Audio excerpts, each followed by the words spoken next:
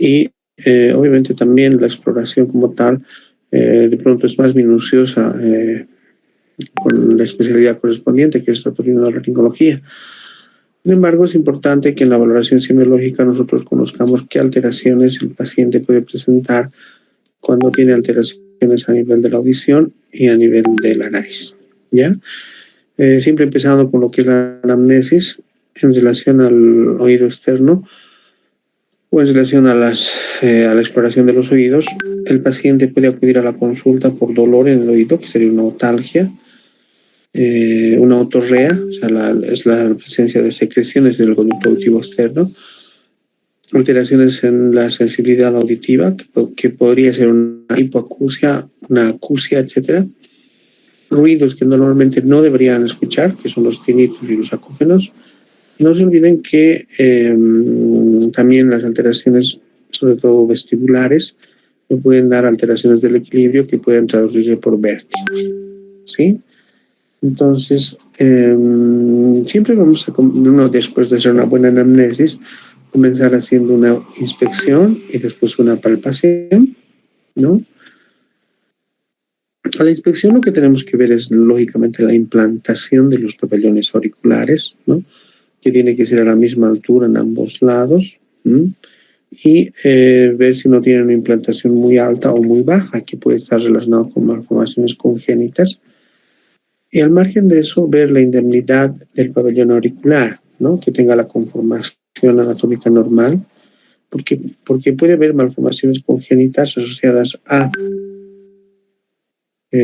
atresia, ¿no? O una aotia oral congénita, es decir, que no hay el pabellón auricular y solo hay un esbozo del pabellón auricular, ¿sí?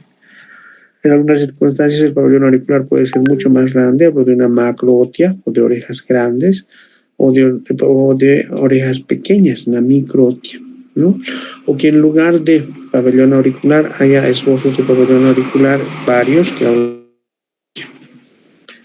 ahora el pabellón auricular, obviamente el oído tiene, la piel del oído tiene el color de todo el organismo, ¿no?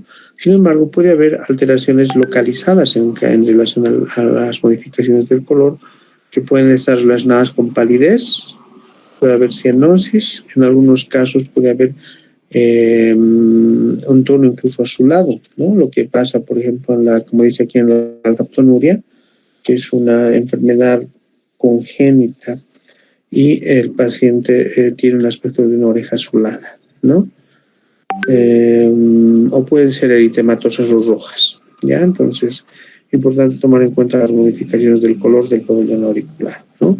Al margen de eso, que cuando tenemos un antecedente traumático de golpe, pueden haber hematomas, otohematomas, la presencia de otohematomas nos pueden dar incluso la impresión de una oreja en empanada, ¿no? Por la presencia o por la colección de sangre en el hélix y en el antihelix. Entonces es bien importante tomar en cuenta esos elementos, ¿no? El pabellón auricular como tal también puede ser asiento de algunas lesiones por enfermedades sistémicas como los tofos, ¿no? ¿Qué son los tofos? Nódulos duros, como estamos viendo aquí, por lo general se ubican en el borde del hélix y el antihélix, ¿no? Generalmente son de color amarillento y son propios de los pacientes que tienen gota, ¿ya? Lógicamente el paciente no va a debutar pues con tofos en el pabellón auricular. Ustedes saben muy bien que la gota tiene que ver mucho por los niveles altos de ácido úrico, ¿no? Y clínicamente el paciente tiene molestias sobre todo en el primer dedo de los pies, ¿no? Va a haber dolor, aumento de volumen y este paciente en el tiempo puede desarrollar estos tofos que pueden asentar, así como asientan en el pabellón auricular, pueden asentar en el codo, etcétera, ¿ya? Pero sí, el paciente con gota también puede tener tofos en el pabellón auricular. Esta es una entidad que, si bien no es muy frecuente, sí es importante tomarla en cuenta, ¿no? El síndrome de Ramsay-Hunt, ¿no? O Ramsay-Hunt. La diapositiva dice es una forma de herpes zoster óptico. por reactivación del virus del herpes de la varicela zoster. Es decir, si una persona en algún momento de su vida ha tenido varicela, en la edad adulta o mucho más después puede tener una reactivación de este virus y provocar un herpes zóster ótico, ¿no? ¿Cuáles son las lesiones? Las lesiones iniciales, como estamos viendo aquí, son vesículas, ¿no? O sea, así como las vesículas de la varicela, pero estas veces en el conducto auditivo externo, son vesículas, ¿ya?, que van a comprometer el área de inervación del nervio facial, ¿no? Clínicamente el paciente va a tener dolor intenso, una atalgia intensa, puede ir acompañado de parálisis facial, ¿no? Se dice adenopatías cervicales, o sea, ganglios, ¿no? En algunos casos puede tener disminución de la agudeza auditiva, por eso es una hipoacusia neurosensorial que va a afectar el octavo par craneal, ¿no? Ahora, en algunos casos, dice, la parálisis facial puede ser irreversible y después de que el paciente hace una otitis externa por herpes, también queda como secuela la hipoacusia neurosensorial, ¿no? Entonces, esa es una infección secundaria al virus del herpes zóster, ¿no? Entonces, lo que primero llama la atención, como les decía, es la presencia de lesiones vesiculosas en uno de los lados del oído, ¿no? Vesículas en el conducto auditivo externo. Al mismo tiempo, este paciente probablemente está presentando parálisis facial periférica, ¿no? Y asociado a esto, ¿qué va a empezar a tener? Hipoacusia y dolor, ¿ya? Lógicamente, lo que se va a resolver es la lesión vesiculosa. Esto va a desaparecer, se va a autolimitar porque es una infección viral, ¿no? Van a ser costras, va a desaparecer. Pero ¿qué puede quedar como secuela en estos casos, ¿no? El dolor a veces se hace crónico, sin que haya lesiones, el dolor es crónico. En segundo lugar, puede quedar secuelas de la parálisis facial periférica, ¿no? Y puede generar una hipoacusia neurosensorial persistente, ¿ya? Entonces, por eso es bien importante considerar el síndrome de Ramsay-Hunt en la valoración de los oídos, ¿no? Cuando nosotros valoramos conducto auditivo, bueno, hemos valorado el pabellón auricular, tratamos de ver de que ésta no tenga lesiones. Después de valorar el pabellón auricular, lo que valoramos es la permeabilidad del conducto auditivo externo, ¿sí? En condiciones normales, el conducto auditivo externo siempre es permeable. ¿Sí?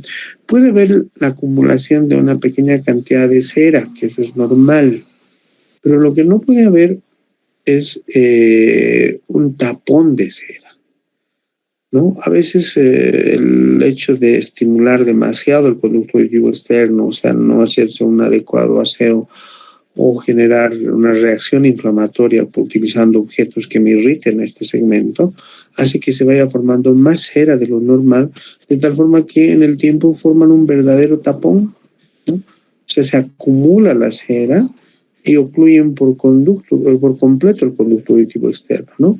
Si hacemos otoscopía, vamos a ver así, como un corchito, un tapón de cera. ¿Ya? Lógicamente, ¿qué va a tener el paciente? Hipoacusia, pues, ¿pero por qué? Porque no hay una permeabilidad del conducto auditivo externo. Entonces, es bien importante tomar en cuenta la presencia de cera, ¿sí? Bien, vamos avanzando, ¿no? Ahora, ¿qué otras alteraciones patológicas nos pueden encontrar en los oídos, ¿no?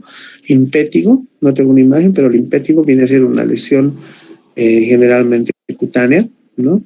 Secundaria a una infección. Es más frecuente en el sexo femenino que en el masculino, ¿no? Muchas veces el uso de aretes genera una reacción alérgica, ¿no? O sea, un prurito, un escozor en el pabellón auricular, y el rascado o jalar mucho los aretes puede provocar fisuras que van a ser puertas de acceso de gérmenes, ¿no? En este caso sí estamos hablando de impétigo, del estreptococo beta hemolítico, y va a generar una infección de todo lo que es el pabellón auricular. Entonces han debido ver con mucha frecuencia lo que es el impétigo en el pabellón auricular, ¿no? Puede también presentarse lesiones cutáneas en la erisipela, los forúnculos. Puede también haber lesiones cutáneas por infecciones bacterianas, de otro tipo, micóticas o virales. Entonces, cuando hay una lesión a nivel de la piel, las fisuras me pueden dar infecciones secundarias, ¿no? No voy a descartar la presencia de tumores benignos, tumores malignos o cuerpos extraños a nivel del conducto auditivo externo. Cuando yo voy a valorar, no hacemos otoscopía de rutina, ¿no? Porque necesito un otoscopio, pero si tengo la posibilidad de hacer otoscopía, en el otoscopio lo que tiene es una cánula que me permite introducir para ver hasta oído medio, ¿ya? Sin embargo, también puedo utilizar esta maniobra para ver con una linternita la permeabilidad del conducto auditivo externo. Si quiero alinear este conducto auditivo externo, lo que voy a hacer es esto: traccionar el pabellón auricular hacia arriba y hacia atrás en el caso del adulto, ¿no? O sea, al hacer esta maniobra, traccionando hacia arriba y hacia atrás el pabellón auricular, voy a alinear mejor el conducto auditivo externo, que me va a permitir ver hasta, si fuera con un otoscopio, mucho más fácil, pero también la linterna me va a ayudar para ver esto, ¿no? En los niños, por su anatomía diferente, voy a traccionar hacia abajo y hacia atrás, o sea, de la parte inferior del pabellón auricular, ¿sí? ¿Qué estoy buscando? La presencia o ausencia de secreciones. ¿Qué significa eso? Normalmente, sí he dicho, podemos encontrarnos una cantidad pequeña de cera, ¿no? Pero nada más. Ahora, ¿qué cosas me puedo encontrar? Sangre. Si tengo sangre, describo como otorragia. Otorragia. A la salida de sangre por conducto auditivo externo es una otorragia, ¿no? Ahora, si este sangrado es secundario a una otitis media, es decir, de una infección del oído medio, bueno, voy a deducir que el sangrado es por lesión de la membrana del tímpano, pues. Pero si el paciente no ha tenido dolor de oídos, pero en cambio sí ha tenido un golpe en la cabeza y empieza a sangrar por el oído, esta otorragia me puede significar una fractura posterior de base de cráneo. Entonces, en todo paciente con traumatismo encefalocraneano, tengo que valorar la presencia de sangre en el conducto auditivo externo. Si tengo un paciente que ha tenido un TEC y veo sangre en el conducto auditivo externo, lo primero que voy a pensar es en una fractura posterior de base de cráneo.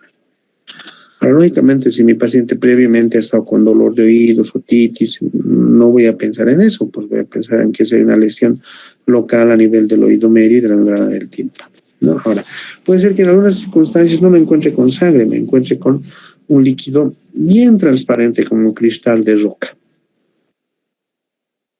Ese líquido transparente como cristal de roca es líquido cefalorraquídeo. En esos casos habla de una otorraquia u otolicorraquia. Ambos términos se utilizan para decir salida de líquido cefalorraquídeo por conducto auditivo externo. En esos casos también debo preguntar si no ha golpeado la cabeza, ¿no? Porque la otorraquia u otolicorraquia también son signos de fractura posterior de base de cráneo, ¿ya? Ahora, la salida de otro tipo de secreciones las describo como otorrea, ¿no? O sea, puede haber si es pus, otorrea purulenta. Si es líquido seroso, otorrea líquido seroso, ¿no? Las otitis medias pueden ir acompañadas de otorreas purulentas, pues si sale pus porque ha habido una infección en el oído medio. ¿Ya? Pero no es normal que hayan secreciones en mayor cantidad de lo normal, que es una cera que normalmente lubrica el conducto auditivo externo. En relación a la audición, bueno, normalmente hacemos una valoración comparativa del oído derecho con el oído izquierdo, ¿no? Voy a frotar mis dedos entre el índice y el dedo medio, entre el índice y el pulgar, o el dedo medio o el pulgar, pero no voy a frotar el cabello, sino solo voy a hacer un frote de mis dedos y normalmente debo percibir ese sonido, ¿no? En la misma proporción en ambos oídos. Si por alguna razón uno de los dos oídos tiene una alteración en la sensibilidad auditiva, puedo escuchar menos, nada, o escuchar más fuerte, ¿no? ¿Cuáles son las alteraciones de la audición? Que puede haber una hipoacusia, que es una disminución de la capacidad auditiva, una hiperacusia, que es una exaltación molesta de la agudeza auditiva, ¿no? Entonces, estas dos alteraciones bien importantes valorarlas, ¿ya? Ahora, en algunas circunstancias tú no escuchar nada, entonces hablo de una acusia o de una sordera, ¿sí? O escuchar sonidos que normalmente no existen. Por ejemplo, tinnitus, cuando son sonidos agudos, y acúfenos, cuando son sonidos graves, ¿sí? Entonces, eso también lo debo describir de mis hallazgos.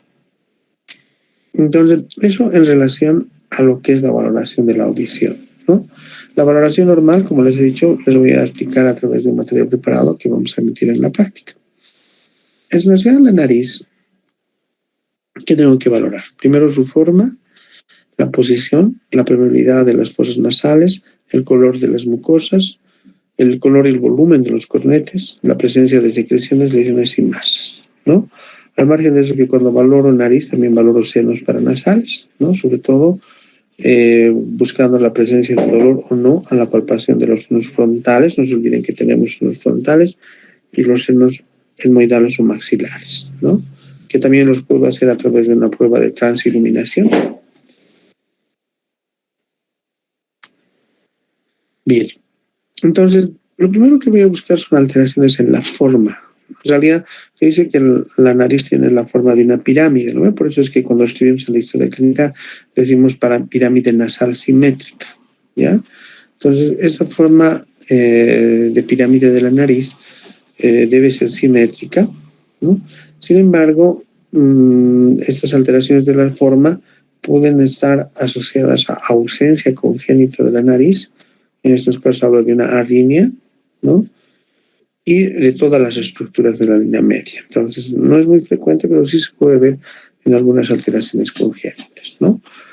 Lo que sí más frecuentemente vamos a ver es una rinodeformación por fracturas de los huesos propios de la nariz, ¿no? Es bien frecuente ver deformidad de la pirámide nasal, sobre todo a expensas de los huesos propios de la nariz, que me pueden dar depresiones o levantamientos y que secundariamente me van a generar una limitación en la entrada de aire en una de las dos fosas nasales, ¿no?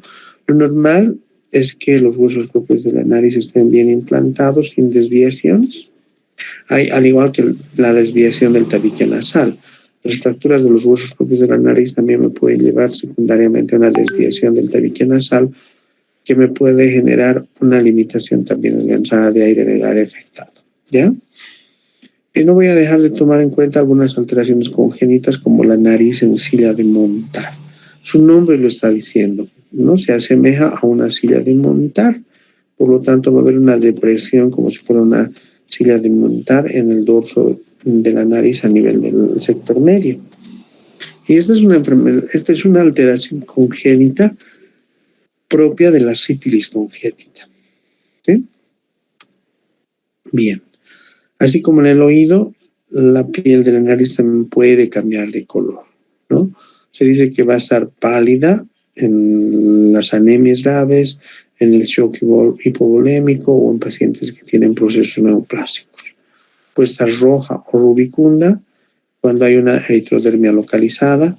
Puede estar de color púrpura cuando hay traumatismos, hematomas.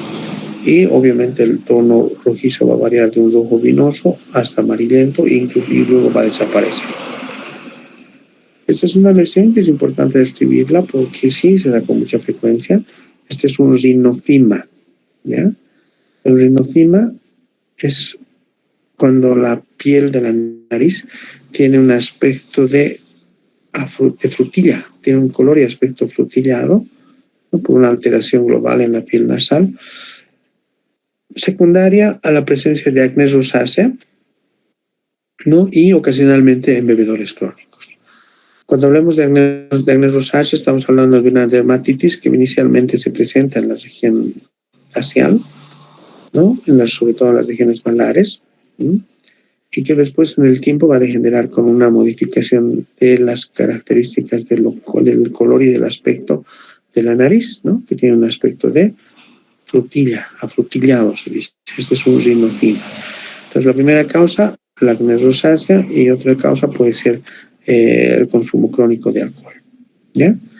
Ahora, no tengo imagen, pero puede haber aumento de color rojizo en la nariz, en el dorso nasal, en el lupus eritematoso sistémico, pero esto asociado con modificaciones del color de la mejilla, ¿no? Las famosas alas de mariposa que en el dorso nasal me van a dar un eritema, ¿no? Una rubicundez. Aquí está, perdón. Esta es la rubicundez, ¿no? Es una piel nasal eritematosa, ¿no? Entonces pero no compromete solo el dorso nasal, sino está comprometiendo también las regiones malares. Y esta es una característica propia de los pacientes con lupus eritematoso sistémico. ¿Qué otras cosas tengo que valorar en la nariz? Las secreciones, ¿no? Normalmente nosotros generamos una secreción, dice, en forma normal producimos moco para humedecer el aire, ¿no? Esa es la finalidad. Pero es una cantidad mínima, ¿no? O sea, no es una secreción abundante que nos lleva a una rinorrea. ¿Qué es la rinorrea? Es la salida permanente de secreciones por las fosas nasales, ¿no? Esta rinorrea puede ser seroso o acuoso, ¿no? Como en el caso, por ejemplo, de la rinitis alérgica, en un cuadro gripal, empezamos a tener rinorrea, secreción serosa acuosa. Puede ser mucoso, ¿no? Más espeso, o puede ser purulento, pus, en el caso de que haya un proceso infeccioso asociado, ¿no? E incluso podemos eliminar por las fosas nasales, al igual que por el oído, líquido cefalorraquídeo. Entonces, en el caso de la eliminación de un líquido cristal de roca blanco, transparente, no, de un líquido transparente bien, con las características del líquido cefalorraquídeo, la presencia de esto me habla de una sospecha de fractura a nivel de la fosa craneal anterior. Entonces, bien importante tomar en cuenta, ¿ya? Al finalizar nuestra valoración de nariz, vamos a valorar la función olfatoria, ¿no? ¿Qué es lo que vamos a hacer? Como estamos viendo en la diapositiva, vamos a tapar una fosa nasal y vamos a ofrecer un aroma en el otro lado, ¿no? Se dice que en algunos casos debemos cubrir incluso los ojos, ¿no? Para que el paciente no se deje guiar por la vista y solo perciba el olor, ¿no? El otro elemento, cuando voy a valorar la función olfatoria, no voy a utilizar sustancias irritantes, es decir, nada que contenga alcohol, o sea, no me sirven los perfumes, ¿no? Porque lo que quiero es valorar es la función del nervio olfatorio y no otros pares craneales. Entonces, primero voy a ofrecer un aroma por un lado, les he dicho, lo correcto es cubrir los ojos, ¿no? Y luego voy a utilizar otra sustancia para el otro lado, ¿ya? Entonces el paciente tiene que tener la capacidad de reconocer lo que le estamos ofreciendo como el olor que le estamos presentando. ¿Qué alteraciones nos podemos encontrar, no? Hay que diferenciarlos entre cuantitativos y cualitativos, ¿no? Cuantitativos tienen que ver si huele más, menos o nada, por eso es cantidad, cuantitativos. Entonces, si el paciente tiene en uno de los dos lados una disminución de la capacidad olfatoria, hablo de una hiposmia. O por ahí no percibe nada de la pérdida total de la capacidad olfatoria, es una anosmia. O por ahí percibe con mucha facilidad algo más de lo normal, y esa exacerbación de la capacidad olfatoria es una hiperosmia, ¿no? Que es una característica de las mujeres durante la gestación. Entonces, estas son alteraciones cuantitativas. Percibo más, menos, nada, ¿no? En cambio, cualitativas ya es con distorsión de los olores. Cuando hablo de una cacosmia, cuando todo lo que me presenten lo percibo como desagradable. Esa percepción desagradable de un olor aparentemente normal. Entonces, todo lo percibo como, si ustedes quieren, fétido. La panosmia es una distorsión que consiste en una percepción errónea de un olor, ¿no? Es decir, no reconozco correctamente el olor que estoy percibiendo, ¿ya? Entonces puedo cambiar. Esa es una parosmia, ¿no? Por eso se dice que es una deformación o ilusión de la percepción olfatoria. Cuando hablo de una osmofobia, ¿no? Cuando hay una percepción desagradable de un estímulo olfativo que normalmente para mí me era placentero, ¿no? Entonces algo que para mí me era placentero en situaciones habituales se me vuelve desagradable. Esa es una osmofobia. Y cuando digo que hay una fantosmia, ¿no? Cuando detecto olores que no existen, que no están presentes, ¿no? Ya sean desagradables o agradables, puede ser uni o bilateral.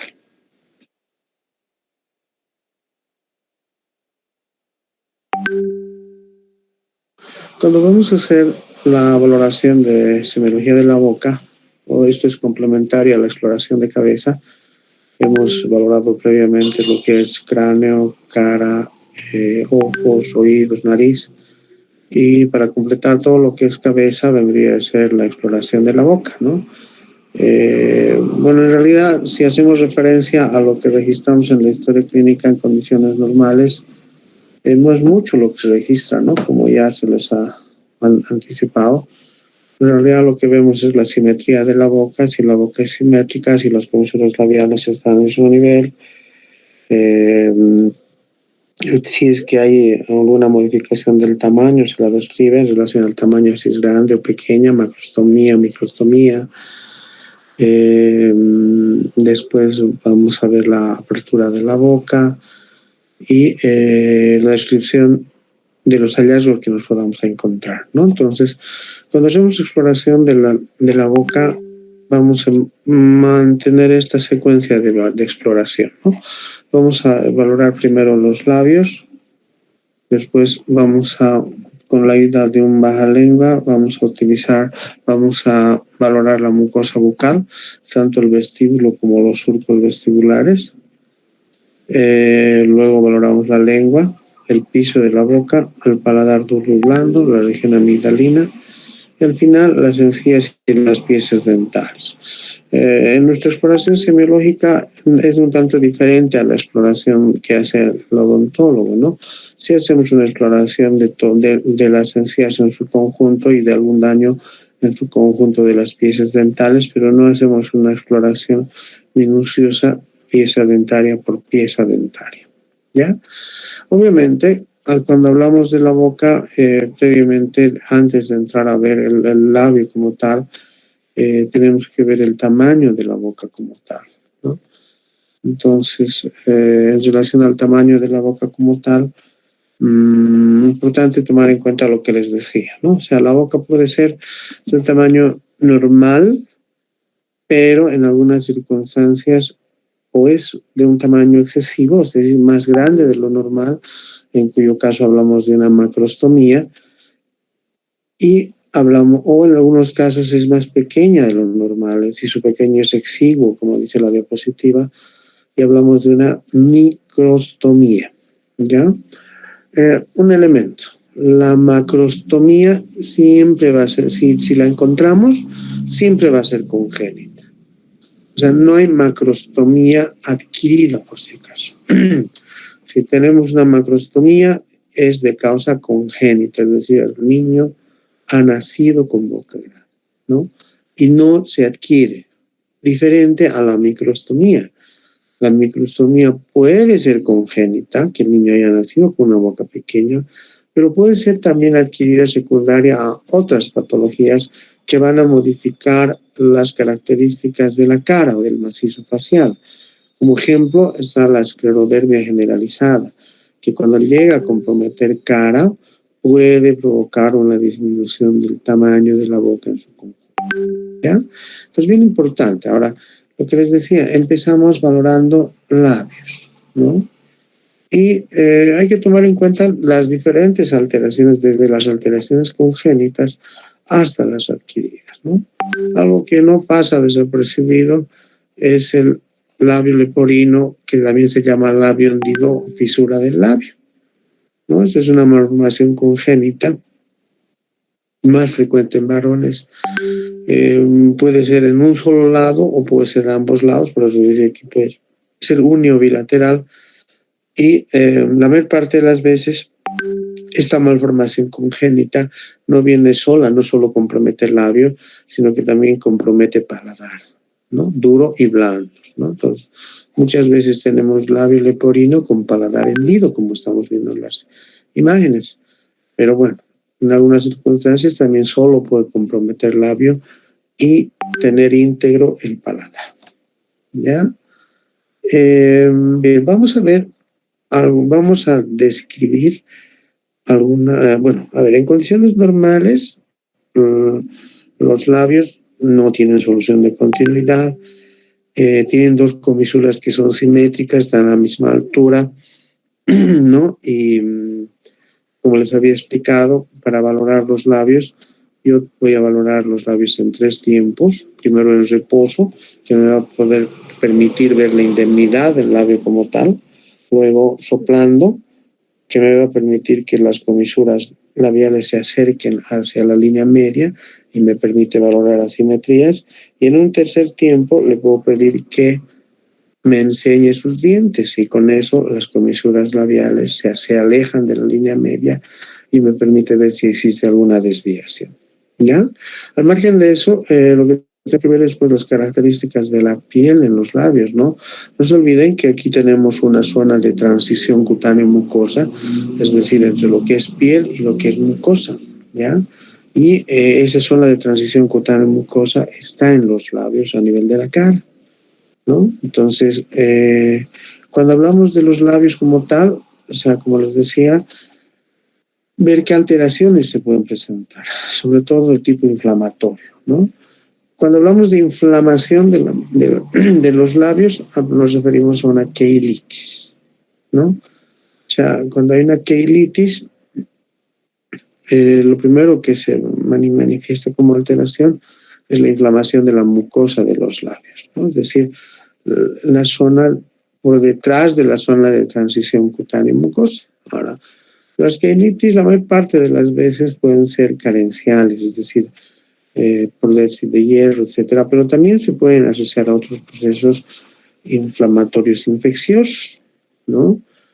Dentro de los diferentes tipos de queilitis hay que mencionar la queilitis lacticia, que se da por los malos hábitos, como dice, del amido continuo o mordisqueo incesante de los labios, ¿no? Entonces, cuando el paciente tiene el mal hábito de estar humedeciendo el labio con la lengua o mordisquear sin puede ser por estrés o nerviosismo, hay el riesgo de generar fisuras y grietas que me van a provocar una inflamación de los labios. Entonces, si es por el hábito del mordisqueo continuo o del lamido continuo de los labios, se describe como una queilitis lacticia, que se caracteriza por la presencia de fisuras y grietas en los labios. ¿Ya? Otro tipo de queilitis que les decía, pero ya de tipo inflamatorio infeccioso, es la queilitis herpética, ¿no? Su nombre lo está diciendo, que herpética o herpes labial, que es la presencia de, como dice acá, la presencia de vesículas del tamaño de la cabeza de un alfiler en la zona de transición cutánea mucosa, ¿ya? Esta debería ser la zona de transición cutánea mucosa, ¿no? Algunos autores la definen como línea de Klein, con K-L-E-I-N, ¿no? Esta es la línea de Klein, hasta aquí es piel y a partir de aquí viene a ser la mucosa, ¿no? Entonces, por lo general, como dice, el herpes, o sea, todas las lesiones del virus herpes debutan con vesículas. Entonces, esto no cambia, debuta igual la presencia de una vesícula en esta zona de transición cutánea mucosa, que luego de un tiempo, por lo general, se rompe, ¿no? Puede emanar una secreción clara, como dice, pero al secar forma costras amarillentas, ¿no? Que pues es sangre. Entonces, más o menos esta sería la evolución, una vesícula. En algunos casos esta vesícula se vuelve pústula y después se ulcera, ¿no? Entonces, esta es la queilitis herpética secundaria a una infección por herpes labial. Un problema de la queilitis herpética es que esta es una infección recidivante. ¿Qué significa eso? Después de un tiempo se autolimita, se pierde, pero no se cura por completo. Es como que el virus quedara latente y después de un tiempo vuelve a presentarse, ¿no? Al igual que el herpes genital lamentablemente también es recidivante. ¿no? En la fase aguda sale igual una vesícula, se ulcera, se autolimita, pero después de un tiempo vuelve a salir. ¿Ya? Entonces, eso en relación a una queilitis de tipo infeccioso, ¿no? Les decía, la mayor parte de las queilitis son de tipo carenciales. Y una que se debe a bajos niveles de hierro es la queilitis angular o boqueras. Como ustedes están viendo en la diapositiva, que llama la atención la presencia de fisuras en los surcos labiales. Estas son las boqueras, ¿no? Que también se denomina queilitis angular. Es como si se hubiera roto el labio, ¿no?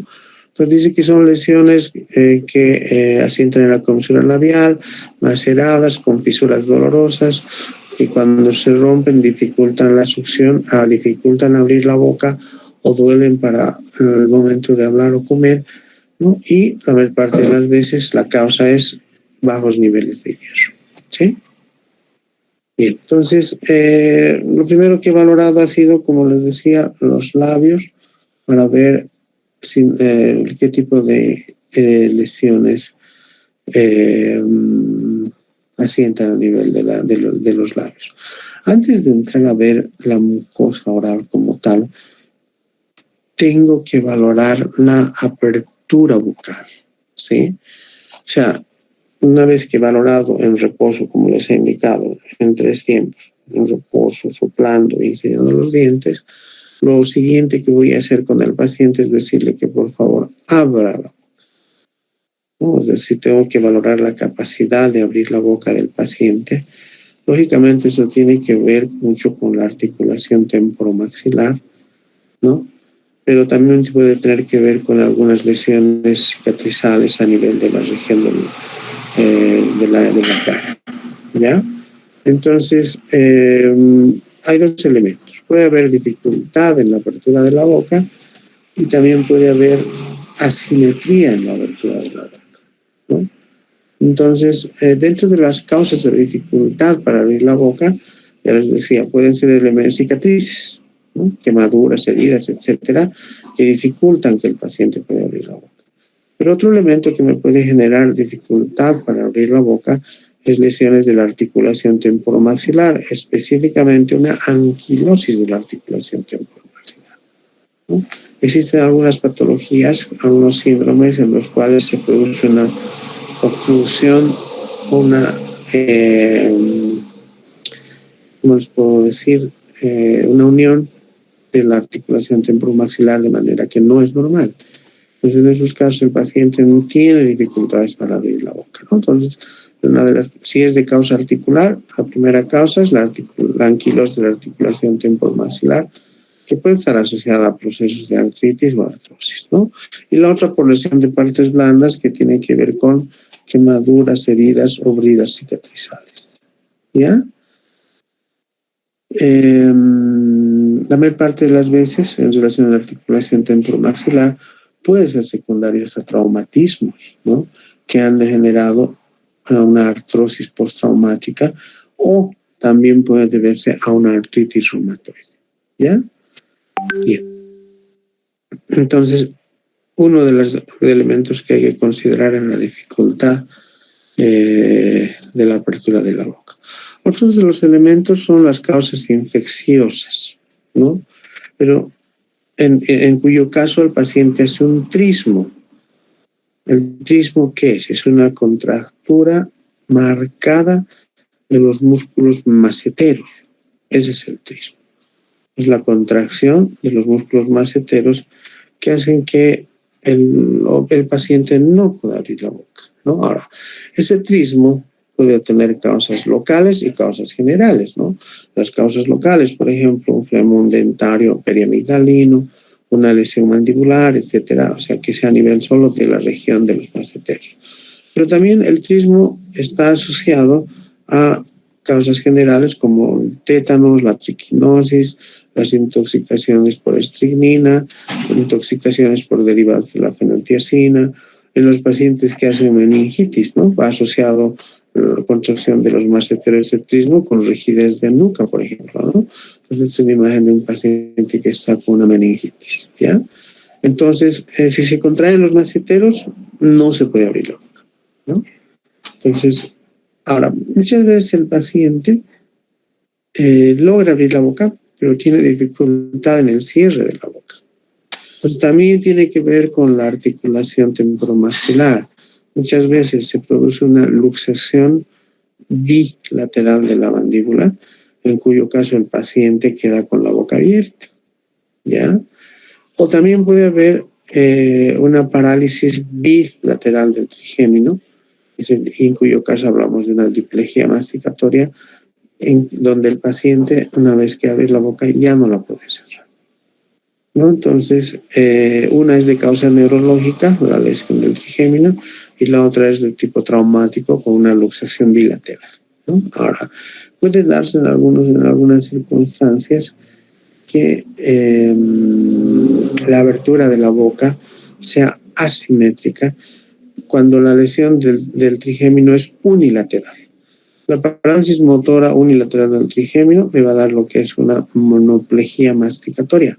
¿Qué significa? Que el lado sano sí se puede abrir y el otro lado no, o que se abre con dificultad el lado afectado, y lo primero que va a presentar el paciente es desviación del mentón hacia el lado enfermo, ¿ya? Entonces, en esos casos, la abertura vocal es asimétrica por una parálisis unilateral del trigémino, ¿no? Bien, ¿qué otros elementos también tenemos que tomar en cuenta en relación a las asimetrías que se puedan presentar?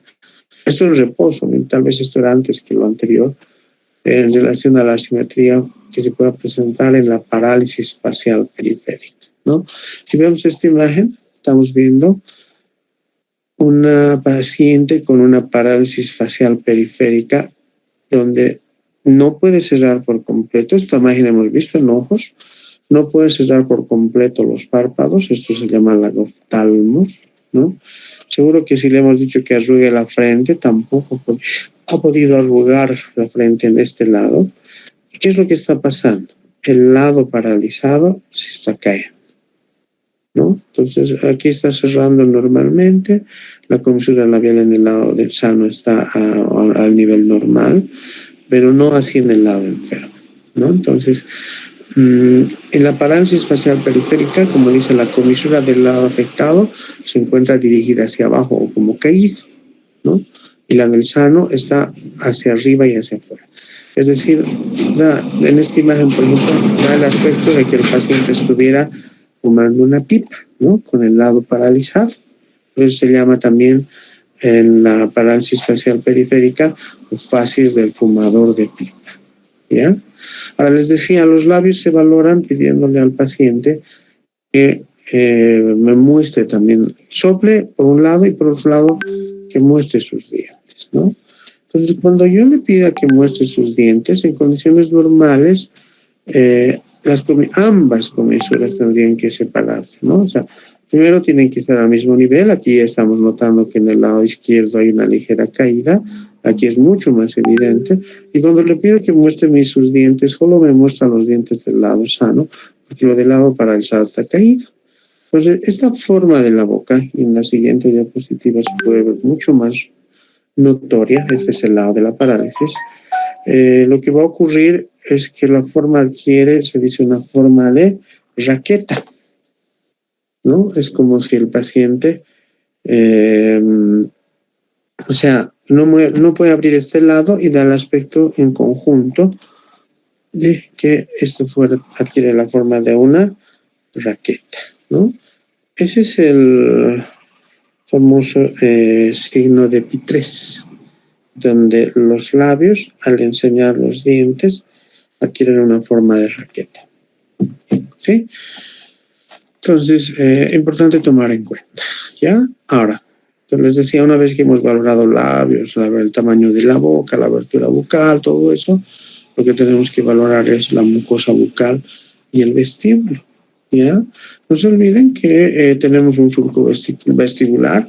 Este es el surco vestibular, que tiene una forma de herradura, ¿no?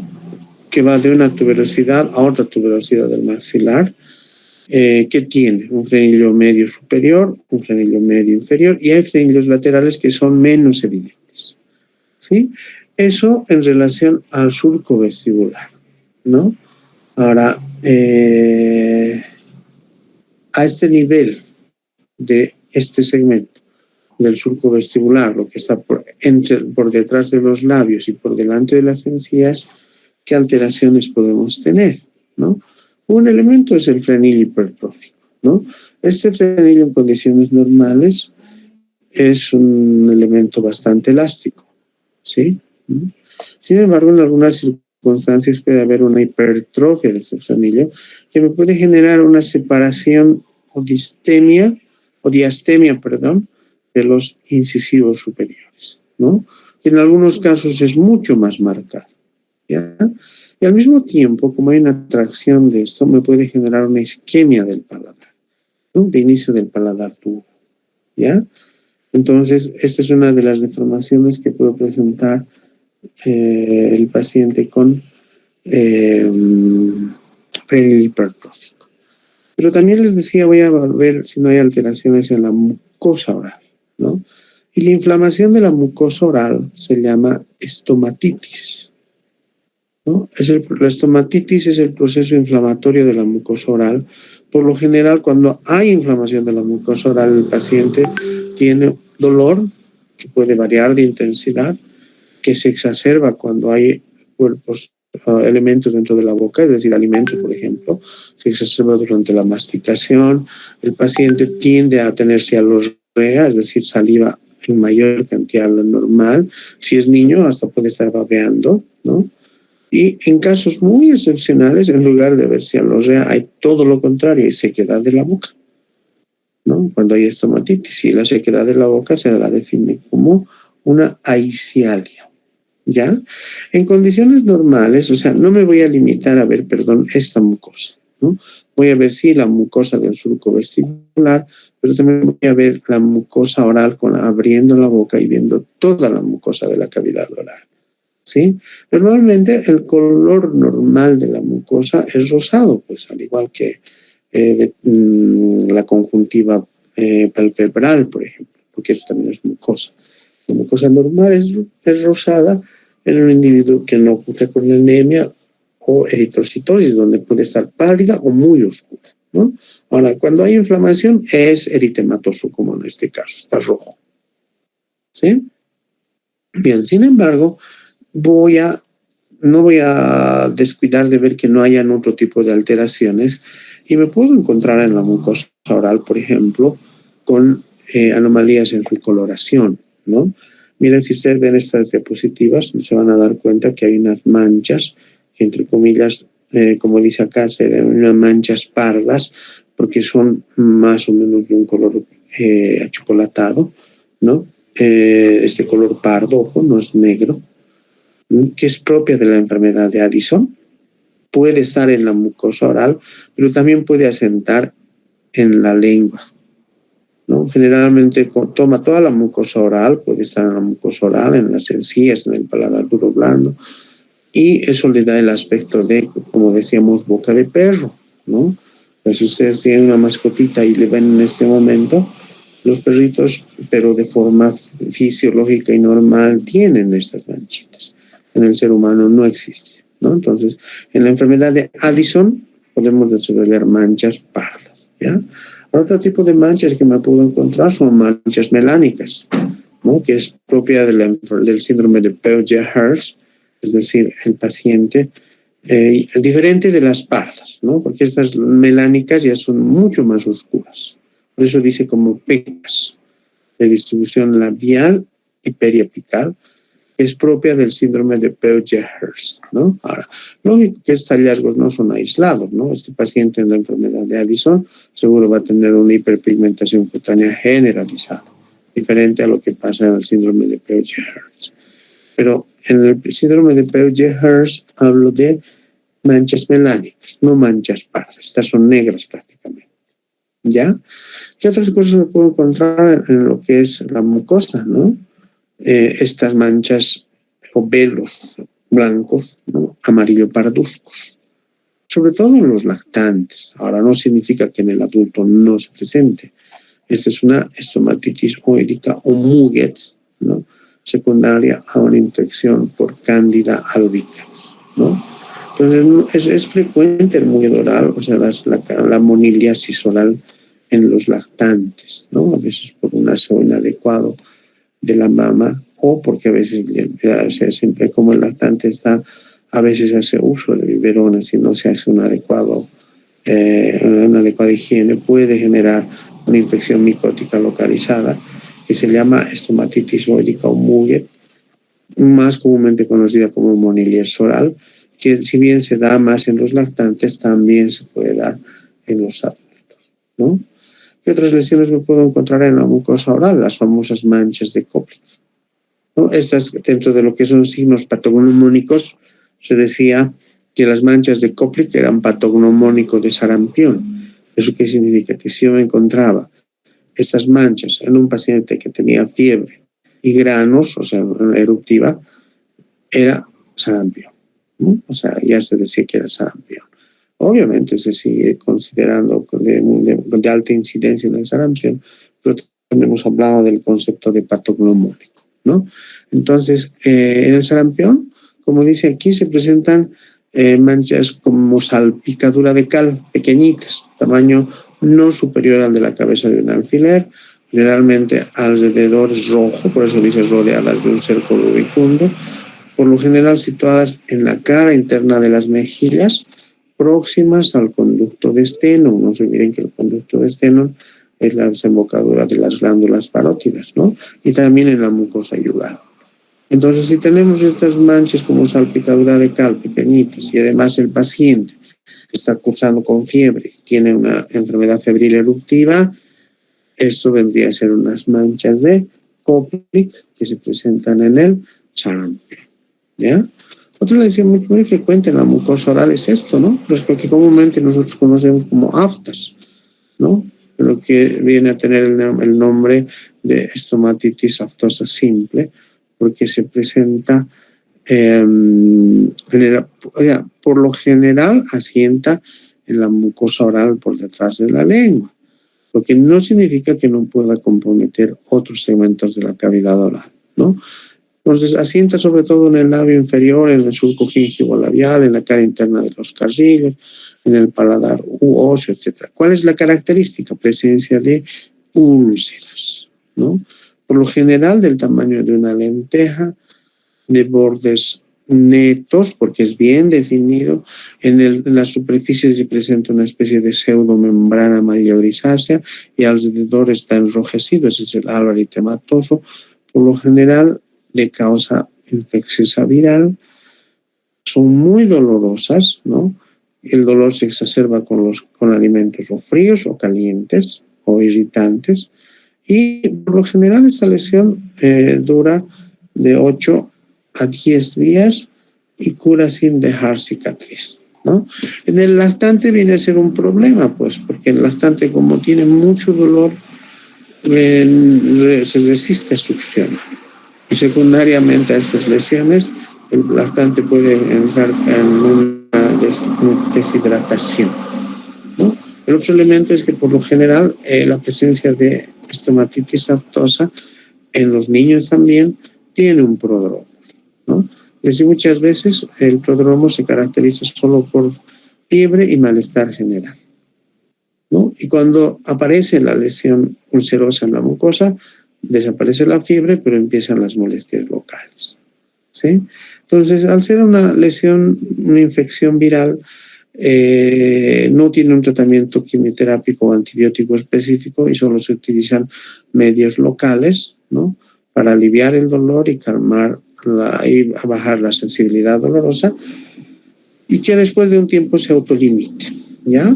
Sin embargo, no tengo diapositiva, pero es importante remarcar que puede haber algunos episodios de estomatitis aftosa complicada que se llama NOMA, ¿no? Donde las lesiones pueden ser tan profundas que pueden generar fístulas entre lo que es la mucosa y la piel, por un lado, y que además en la etapa donde el paciente está haciendo un cuadro febril puede presentar adenomegalias, ganglios, en las regiones de los ganglios cervicales, ¿ya? No es muy frecuente, pero sí hay que tomar en cuenta. Lo que sí, en algún momento alguno de nosotros ha tenido es una estomatitis aftosa simple, ¿sí? Bien, vámonos con otras lesiones. Miren, son varias las que tenemos que revisar. Bueno, esta es la última de la mucosa oral. Estas lesiones, ¿no? Que pueden apreciar ustedes son lesiones pequeñas, elevadas, de color blanco, amarillento, por lo general benignas, ¿no? Que se denominan manchas de Fordyce, ¿no? ¿Qué son estas? Son glándulas sebáceas ectópicas hipertróficas, ¿ya? Son glándulas sebáceas ectópicas hipertróficas que están en la mucosa oral. O sea, la mucosa oral no debería tener glándulas sebáceas. Por eso se dice ectópicas, que están fuera de un lugar normal, ¿no? Y cuando asientan en la mucosa oral, dan el aspecto de manchas blanco-amarillentas y se las describe como manchas de Fordyce, ¿ya? Entonces, es una lesión benigna, pero que sí llama la atención cuando asientan en la mucosa oral. Entonces, esas serían las lesiones de lengua, ¿no? Ahora vamos a, perdón, de los labios, de los labios. Ahora hemos revisado entonces, después de revisar los labios, la mucosa oral, o sea, estas son lesiones del labio y mucosa oral, perdón, lo que nos toca valorar es la lengua, ¿no? Bueno, cuando examinamos la lengua tenemos que recordar las características de la lengua normal, pues, ¿no? Bueno, pero antes de eso, ¿cómo voy a revisar la lengua? Necesariamente para revisar la lengua le tengo que pedir a mi paciente que abra la boca, pues. No la puedo revisar con la boca cerrada, ¿no? Lo primero, a mi paciente abre la boca. Una vez que el paciente ha abierto la boca, voy a ver la lengua en 3 posiciones, ¿no? El reposo sobre el piso de la boca, que me va a permitir ver el tamaño, ¿no? Luego la voy a proyectar hacia adelante, es decir, le voy a decir, saque la lengua, me va a permitir ver, complementar con el examen del tipo de lengua, ¿no? Ya sobre el piso de la boca voy a ver de alguna forma el tipo de lengua, pero proyectada hacia adelante voy a ver con mucho más facilidad, ¿no? Y no se olviden que el dorso de la lengua, o sea, el dorso de la lengua no es liso. Eso es lo que tenemos que tomar en cuenta, ¿no? En los 2 tercios anteriores están las papilas gustativas, circunvaladas caliciformes, que más o menos tienen una forma de B. Luego hay papilas fungiformes en los bordes de la lengua y papilas filiformes que son más numerosas y recubren la lengua como una alfombra. Entonces, la lengua, la presencia de papilas gustativas en el dorso de la lengua le da un aspecto particular, no es liso, ¿no? Ahora, por eso precisamente cuando hay depósitos de restos entre estas papilas, la lengua se vuelve sabural. Ahorita vamos a ver eso. Entonces sí tengo que tomar en cuenta que el dorso de la lengua tiene papilas gustativas, 3 tipos, circunvaladas, fungiformes y filiformes, y cuya distribución le dan la característica particular que tiene la lengua, ¿no? ¿Qué alteraciones me puedo encontrar? De inicio, por ejemplo, el tamaño de la lengua. Obviamente, si tengo una lengua grande, estoy hablando de una macroglosía, ¿no? La mayor parte de las veces las macroglosías son inflamatorias y postraumáticas, ¿no? Por ejemplo, puede presentarse una lengua grande en el edema neurótico, cuando hay picaduras de insectos, en la acromegalia, en el mixedema, o sea, el paciente que hace hipotiroidismo, en el cretinismo o cuando hay infiltraciones amiloideas. Entonces, todas estas son causas de una lengua grande o macroglosía, ¿no? ¿Qué es lo primero que genera como manifestación clínica la macroglosía? Dificultad en la fonación, o sea, no va a poder hablar fluidamente ese paciente, y lógicamente alteraciones en la deglución, ¿no? Paciente que no va a poder deglutir fácilmente los alimentos. Lo contrario de una macroglosía viene a ser una microglosía, lengua empequeñecida, ¿no? La mayor parte de las veces en una glositis atrófica crónica, ¿no? Como en la esclerodermia. La esclerodermia, además de tender a ser microstomía, boca pequeña, también hace lengua pequeña, microglosía, ¿no? Y, como dice la diapositiva, adquiere un aspecto rugoso como el de un pellejo, ¿ya? Entonces, lo contrario de una macroglosía es la microglosía. lo sigue. Les decía que la superficie de la lengua tiene papilas gustativas. Ahora, ¿qué ocurre si va a haber depósito de células epiteliales exfoliadas, amasadas con saliva, residuos de alimentos, moco, bacterias y hongos? La lengua adquiere un aspecto, como decimos, saburral, ¿no? En estos casos tenemos la famosa lengua saburral. Entonces, esta saburra está asentando porque en el fondo hay papilas gustativas. Si no hubieran papilas gustativas, difícilmente se va a retener saburra en la boca.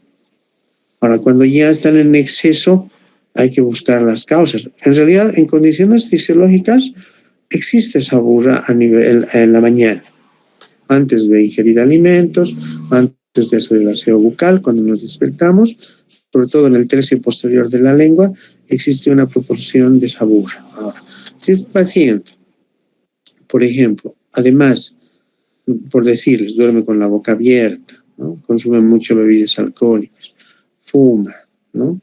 O tiene, como dice aquí, parálisis del decimosegundo paracraneal, el impulso mayor, la tendencia que haya más depósito de saburra es mayor.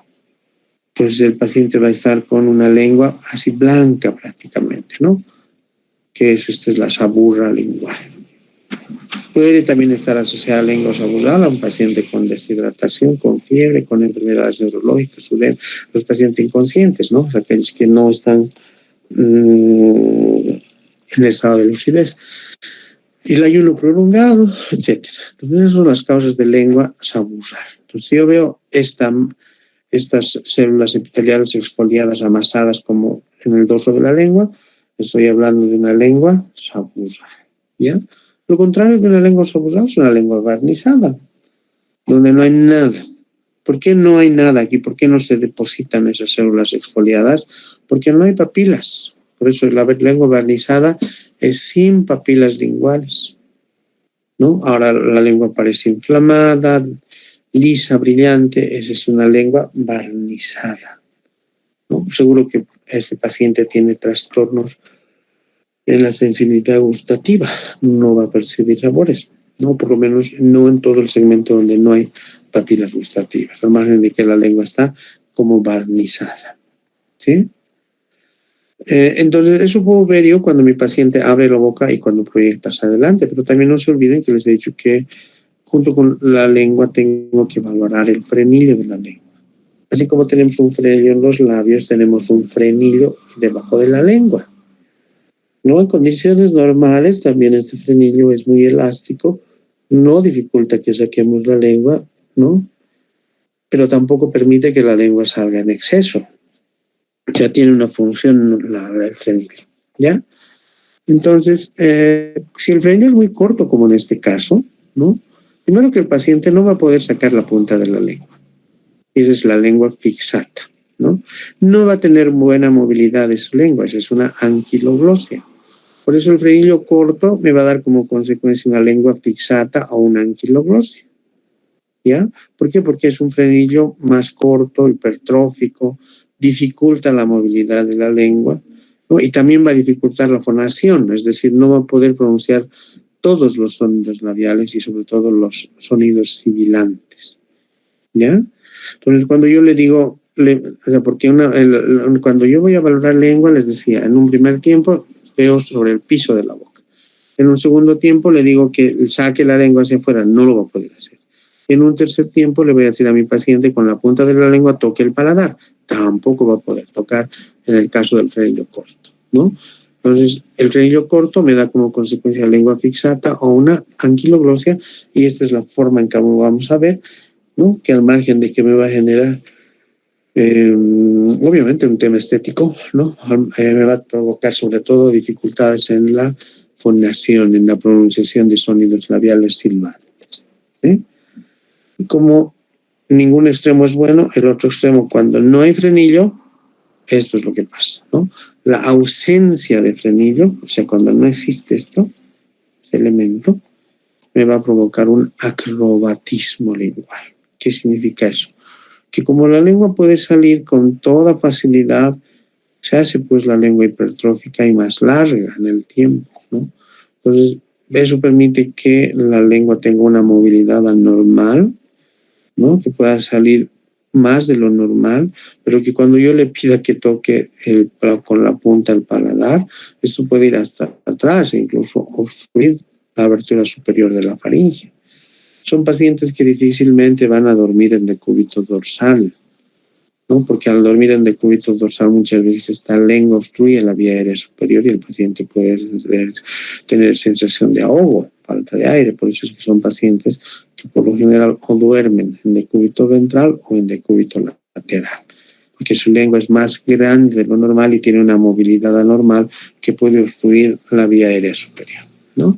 Entonces es lo contrario del frenillo corto, la ausencia de frenillo que me va a dar acrobatismo lingual. ¿Ya? Vayamos viendo ahora algunas alteraciones del dorso de la lengua. Por ejemplo, una lengua seca, ¿no? La primera causa de lengua seca, la deshidratación. Pero hay que ver cuál ha sido la causa de esa deshidratación, ¿no? Si tengo un paciente, por ejemplo, con diarrea, secundaria, deshidratación secundaria diarrea. Pero puede haber, sin que haya diarrea, enfermedades metabólicas como la diabetes mellitus, sobre todo si está descompensada, ¿no? El paciente, pese a que toma harto líquido, igual micciona y eso genera una deshidratación que se manifiesta en la lengua como una lengua seca, ¿ya? ¿Qué es lo que pasa cuando la lengua es seca? Obviamente existe ausencia de saliva, pues lo primero. Y lo segundo, que se empiezan a formar grietas, ¿no? Ahora, otras causas de lengua seca puede ser una toxemia grave, que el paciente tenga respiración bucal, es decir, respire con la boca abierta y rápido, ¿no? Y en algunos casos el uso de fármacos como la atropina y la clorpromacina, que no solo van a secar la mucosa oral, sino todas las secreciones que en la boca se ven con boca seca, ¿ya? Bien. Antes de pasar a la siguiente diapositiva, voy a aprovechar esta imagen, aunque esta es una lengua seca, pero de manera fisiológica todos tenemos fisuras en la lengua, ¿no? Si ustedes en este momento van al espejito, sobre todo tenemos un surco medio, una fisura media, y dependiendo de ahí, las otras fisuras del dorso de la lengua van a variar individualmente, ¿no? En algunos casos pueden ser más pronunciadas, que significan más profundas, y en algunos casos no. Pero eso tiene que ver con una característica individual que tiene el paciente, ¿ya? ¿Por qué les estoy hablando de esto? Porque la exacerbación de estas fisuras y una disposición particular me van a dar diferentes tipos de lengua, ¿no? Me voy a pasar, en realidad, antes de mostrar esto, prefiero mostrarles esto, ¿no? ¿Qué está pasando en esta cavidad oral? Tenemos fisuras profundas, ¿no? Fisuras profundas que muchas veces en su conjunto, ¿no? Le dan a la lengua el aspecto de piel del escroto. Por eso es que a veces se puede describir como la lengua como lengua escrotal o plegada. Este tipo de lengua puede presentarse en individuos normales, pero se presenta con mayor prevalencia en el mongolismo, en la enfermedad, en el síndrome de Merkel-Rosenthal y en el síndrome de Cowden. El Cowden tiene que ver con alteraciones congénitas, ¿ya? Pero también puede presentarse en personas normales. Entonces, ¿por qué se llama escrotal? Porque ya les he dicho, ¿no? Que la presencia de estas fisuras o grietas, ¿no? Surcos profundos, ¿no? Donde no hay papilas, ¿no? Y dan el aspecto de un escroto arrugado, ¿ya? Entonces, esa es la famosa lengua escrotal o plegada.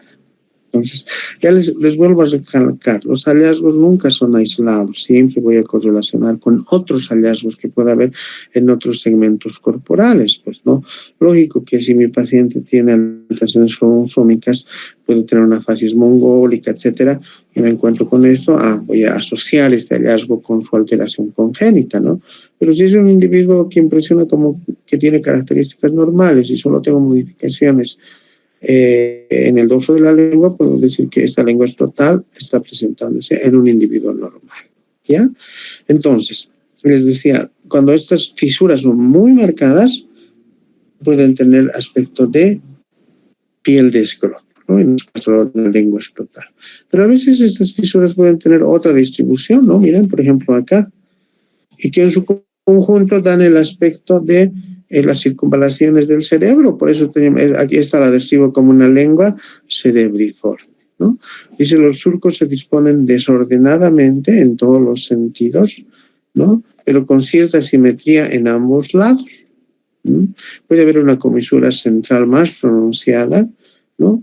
Por una fusión incompleta de las mitades de la lengua que estaban embriológicamente en desarrollo, ¿ya? Entonces, en estos casos, cuando estas fisuras son tan pronunciadas y dan el aspecto de las circunvalaciones del cerebro, puedo describir a esta lengua como lengua cerebriforme, ¿no? Muchas veces estos surcos tienen este aspecto, ¿no? Un surco medio marcado y surcos oblicuos que parten de la línea media hacia la derecha e izquierda.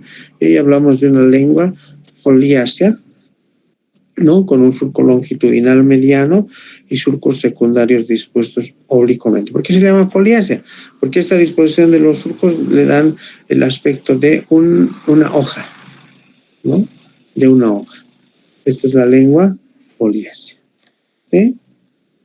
Bien, entonces, miren, tanto la lengua foliácea, la lengua cerebriforme, como la lengua fisurada o escrotal, se están presentando porque las fisuras o las grietas de la lengua tienen una distribución particular que dan estos aspectos. Entonces, todas estas que he mencionado son lenguas fisuradas, ¿no? Ahora, puede haber lenguas que se modifican en su forma no por presencia de fisuras, sino por ausencia de papilas gustativas en algún segmento. ¿Se acuerdan cómo es la lengua completamente depapilada? ¿No? La lengua completamente depapilada es barnizada, así. Aquí falta papilas en toda la superficie. Pero ¿cómo será si solo falta papilas en un segmento?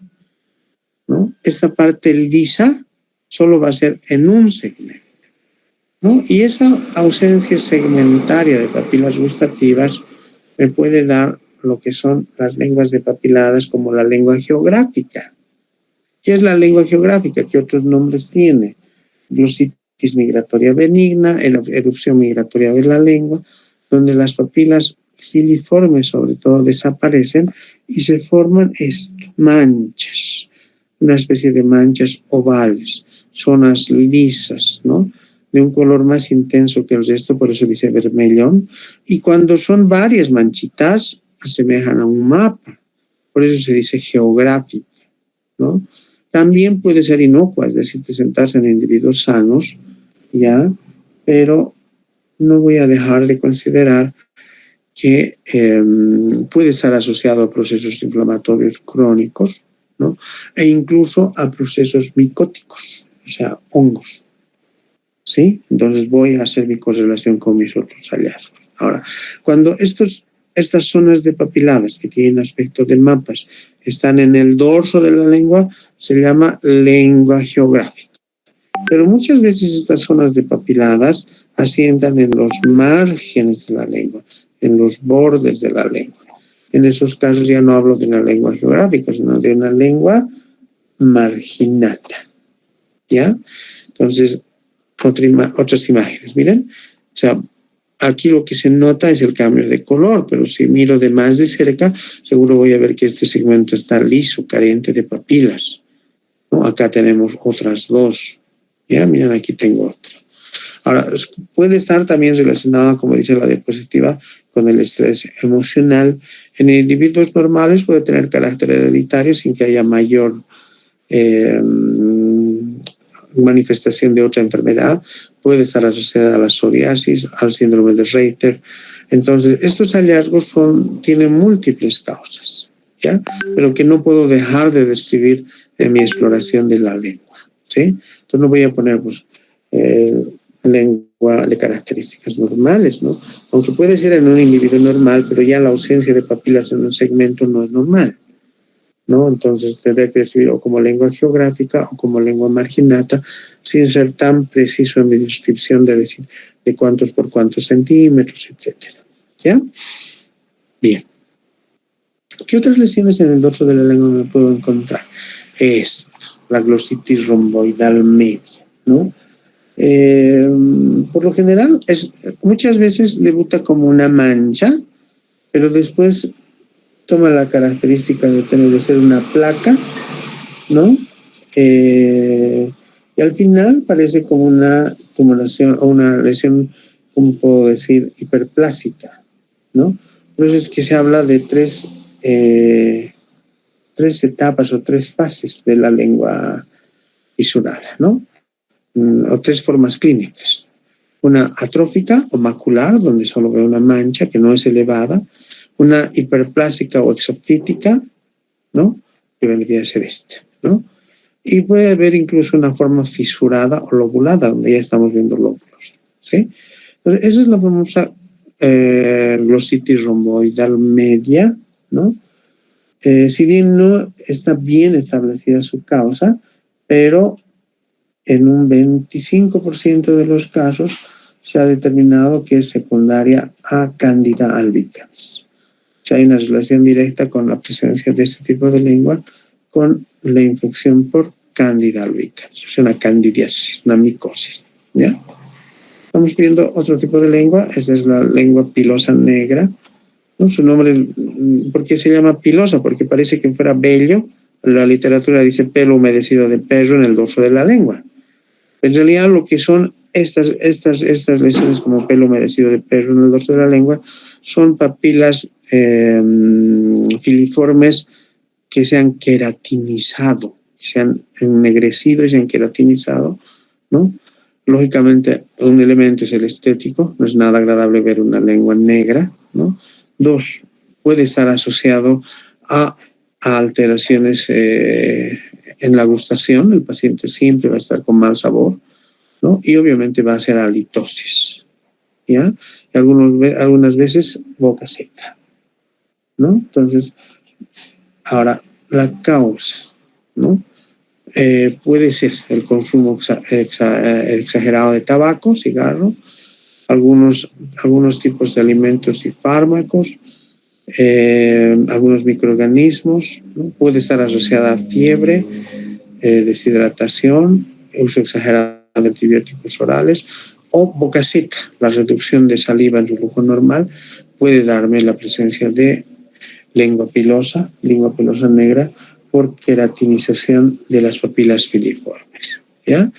Una causa frecuente es el uso de sustancias que me van a provocar inflamación crónica al hacer el aseo bucal, porque a veces exageramos en el aseo y utilizamos sustancias que no son correctas, como el uso de agua oxigenada, por ejemplo, para hacer enjuague bucal.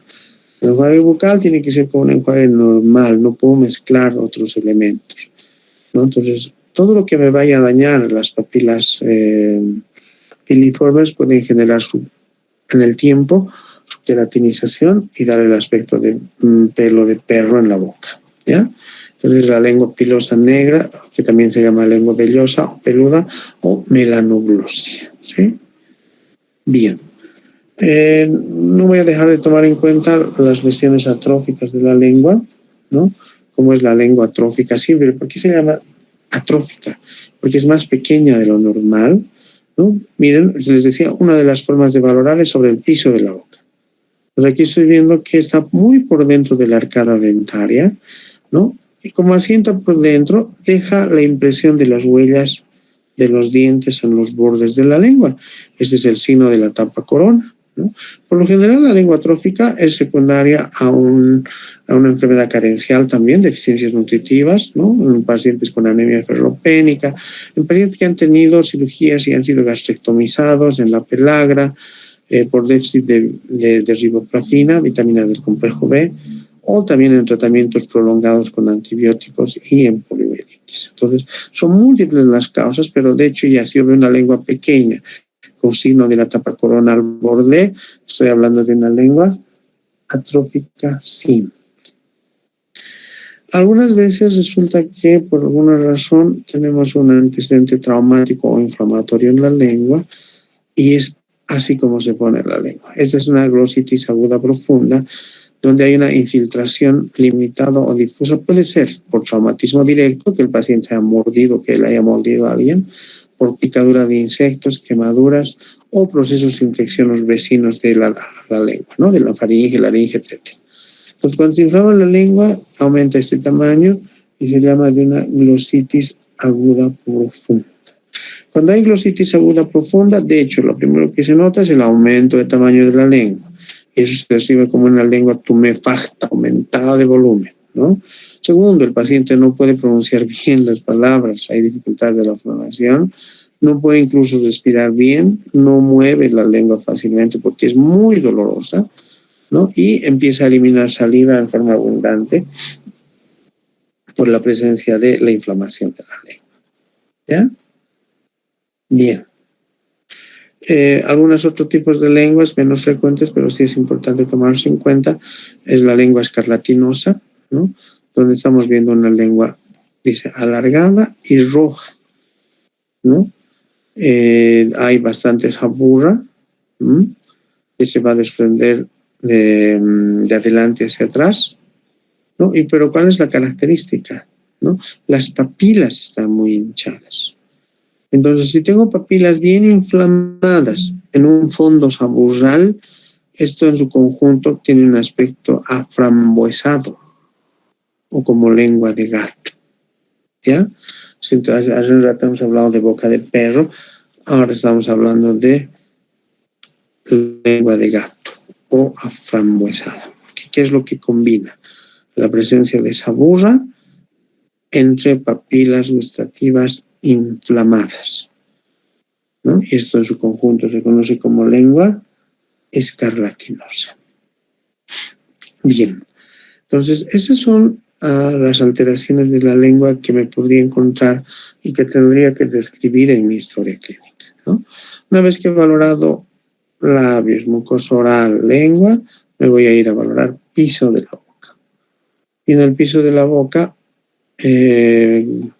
como dice acá, su examen debe seguir siempre al de la lengua y se facilita invitando que levante hasta tocar el paladar. O sea, al momento que le he dicho a mi paciente con la punta de su lengua toque su paladar, me permite ver el piso de la boca, ¿no?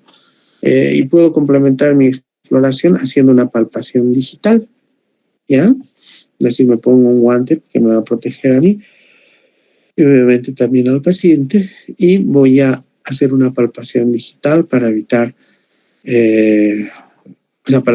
como medio de bioseguridad, ¿no? ¿Qué elementos normalmente hay en el piso de la boca, no? Hay carúnculas, hay el orificio de Wharton, hay un compartimiento sublingual, glándulas sublinguales y el frenillo. Todo esto está debajo de la lengua, ¿no? En el piso de la boca, ¿ya? ¿Qué alteraciones del piso de la boca me puedo encontrar? Ránulas, ¿no? Miren, ¿están viendo esto? Las ránulas son formaciones quísticas congénitas que están entre el frenillo, ¿no? Y la región mentoniana, en el piso de la boca, ¿no? En realidad se dice que son tumores de origen vascular, ¿no? Que se reducen, cuando son pequeñas, se reducen por completo. ¿Qué significa? Que como que desaparecen por completo y no generan ninguna molestia. Pero ya cuando son de mayor tamaño, obviamente generan pues la sensación de cuerpo extraño por debajo de la lengua, ¿no? Que al paciente no le permite hablar bien, no le permite comer bien y tampoco, sobre todo esos elementos, ¿no? Entonces, cuando es pequeño, por lo general no tiene mayor trascendencia y no es, bueno, no amerita, digamos, un manejo médico, más que médico quirúrgico.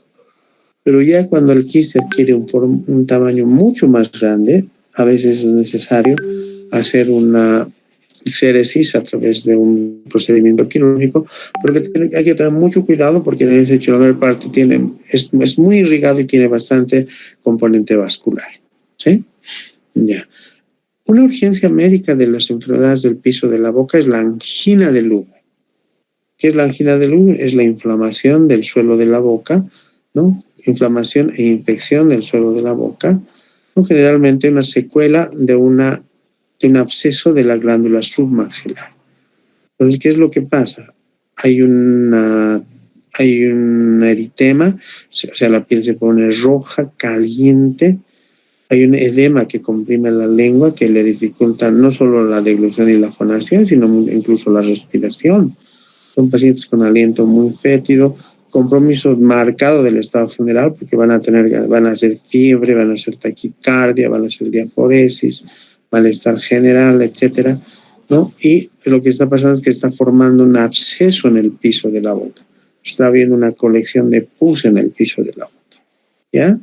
Ahora, el riesgo. Muchas veces estos abscesos drenan espontáneamente hacia el cuello, hacia afuera, pero pueden drenar también hacia la cavidad oral, hacia la faringe y comprometer vía aérea, ¿sí? Entonces, la angina de Ludwig es una de las urgencias médicas en pacientes que presentaran algún absceso del piso de la boca, ¿no? En realidad es un absceso del piso de la boca, ¿no? Entonces hemos valorado piso de la boca, ahora tenemos que valorar el techo. Pues si el techo de la boca es la región palatina, tenemos un paladar duro, ¿no?, que es parte del maxilar superior, y tenemos un paladar blando, ¿no?, que continúa el paladar duro. En condiciones normales, esta es la característica del paladar, ¿no? Tiene repliegues y surcos transversales, sobre todo en la parte anterior del paladar duro, que ayudan a que progrese el bolo alimenticio. Esto no es liso, ¿no? Si bien no es muy pronunciado, pero existen estas rugosidades en el tercio anterior del paladar duro que hacen que el bolo alimenticio progrese con mayor facilidad, ¿ya? Es íntegro, continuo, liso, sin soluciones de continuidad ni prominencias o excrescencias. Así es el paladar blando y duro, ¿no?, continuo. Sin embargo, en algunas circunstancias podemos encontrarnos con algunas alteraciones congénitas. Una de ellas, el paladar ojival. ¿En qué consiste, no? Se dice que es una exostosis ósea en la unión de las suturas intermaxilar y palatomaxilar. Es decir, se forma una especie de tejido óseo que no debería haber, ¿no?, en la unión de los paladares, ¿no?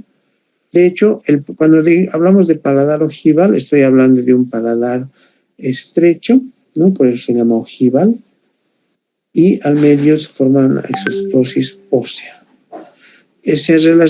Cuando es de causa congénita, se relaciona muy directamente con la sífilis congénita, ¿ya? Hay un desarrollo incorrecto de los huesos en la etapa de crecimiento, ¿no? Y eso hace que el paladar se vea más estrecho, y al estrecharse se forma una especie de prominencia ósea en la línea media, que es una exostosis ósea, pero que en conjunto dan el aspecto de un paladar estrecho u ojival, ¿no? Ahora, si bien se describía siempre como causa congénita, en el tiempo también se ha visto que el paladar ojival puede presentarse en las personas que tienen enfermedad de Paget, ¿no? Y también se puede presentar en los pacientes que hacen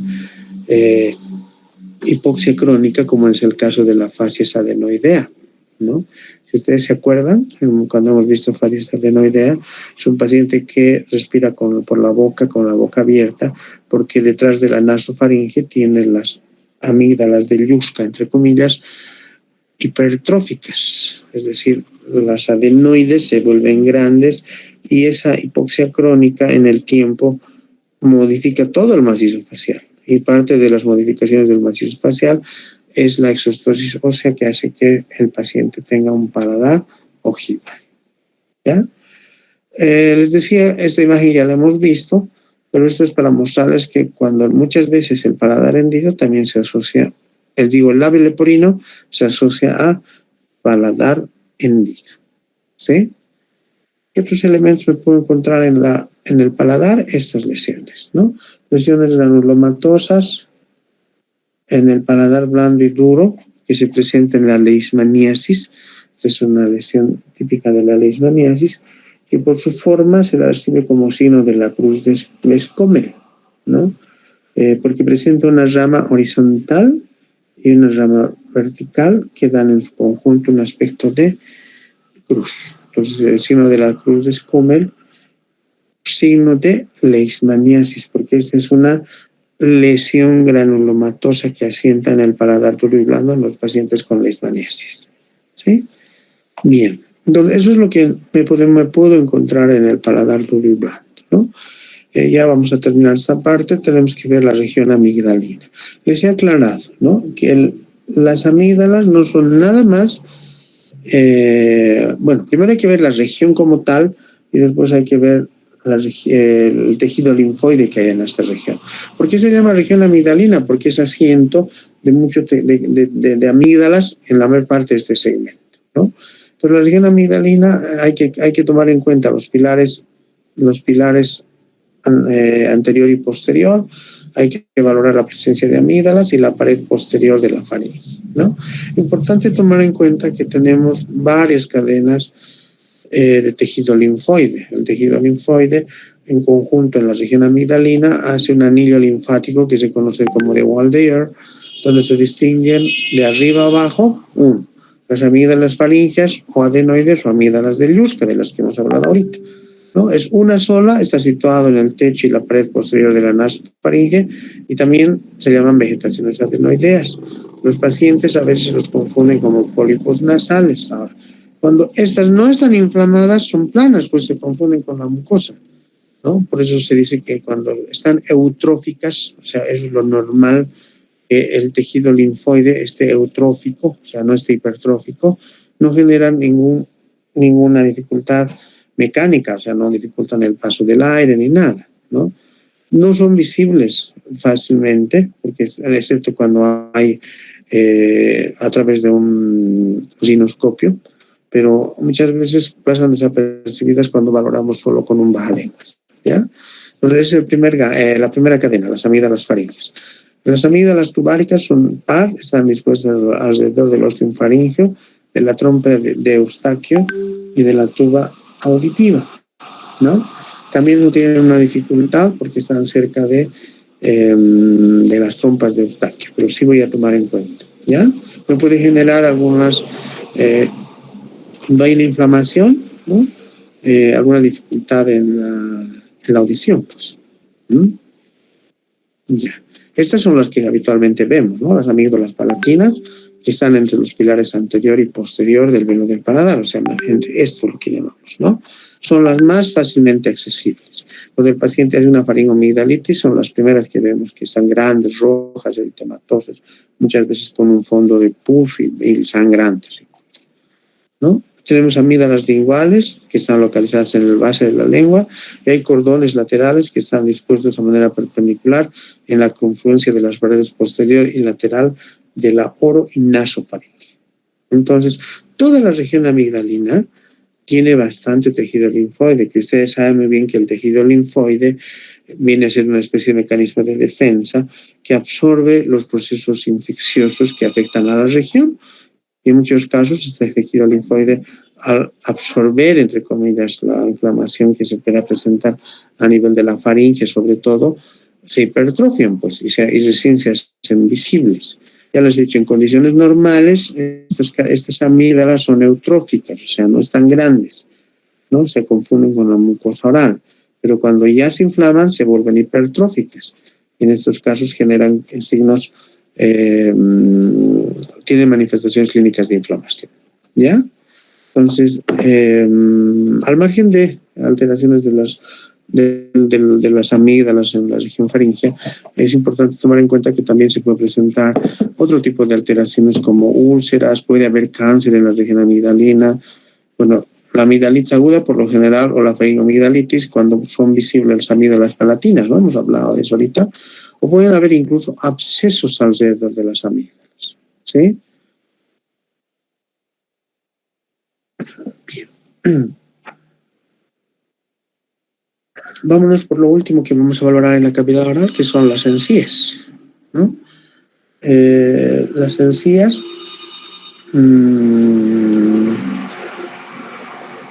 que están en la arcada dentaria, ¿no? Normalmente son rosadas, ¿no? Son rosadas del color de la mucosa oral. Las encías por lo general no sobresalen a las piezas dentarias, ¿no? Pero cuando empieza a inflamarse las encías, lo primero que tengo que hablar es de una gingivitis. O sea, la gingivitis es una inflamación de las encías. Ahora, cuando esta gingivitis se complica con una infección alrededor de los dientes, dice de la zona periapical, ya no hablo solo de gingivitis, sino de una periodontitis, donde además de tener aumento de volumen, tengo dolor en la zona afectada, ¿no? Y en la raíz de implantación de los dientes.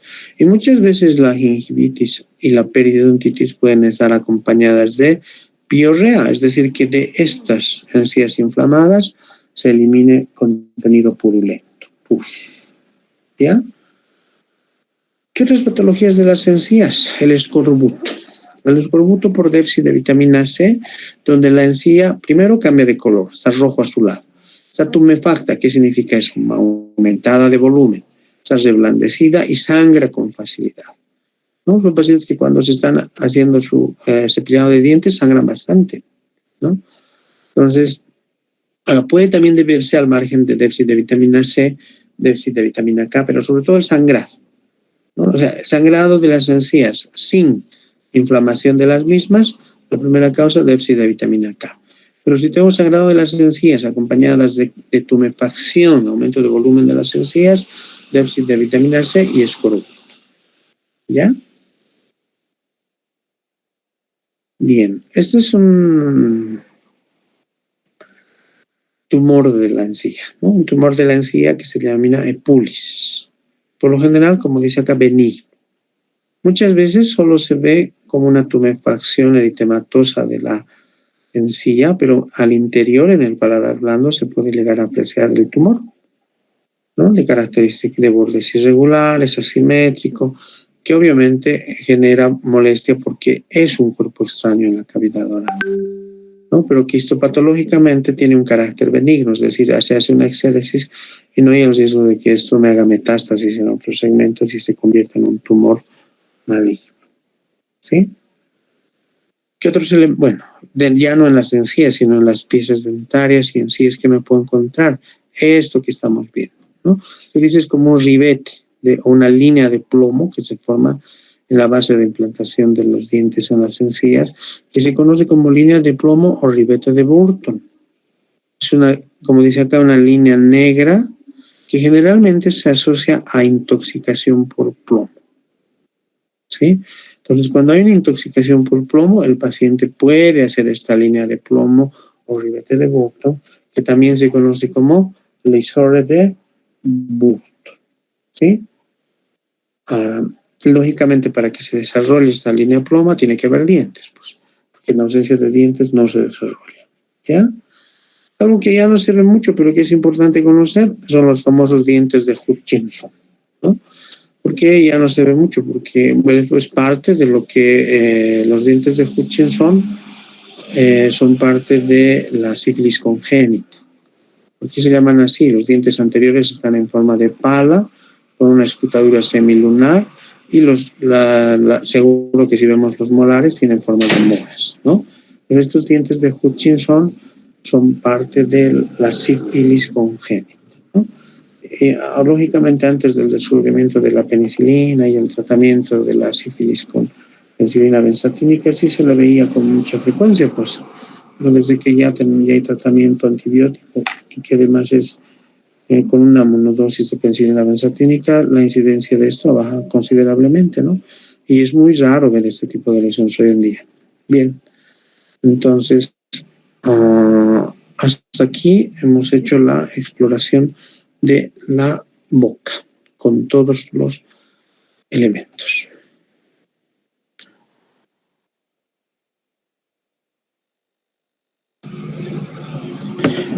Bien, no sé ahora si tienen alguna duda, por favor, quisiera que me hagan las preguntas. Hay que hacer una descripción segmento por segmento, ¿no? Entonces, desde lo que son los labios, la lengua, la mucosa oral, o sea, hay que hacer una descripción de cada segmento dentro de las características que estamos encontrando. Bueno, los que han participado de la clase que hemos dado en la sociedad científica han debido ver. De todas formas, cada docente en la práctica les va a enseñar qué es lo que tienen que describir, ¿ya? Entonces eso en la práctica vamos a hacer.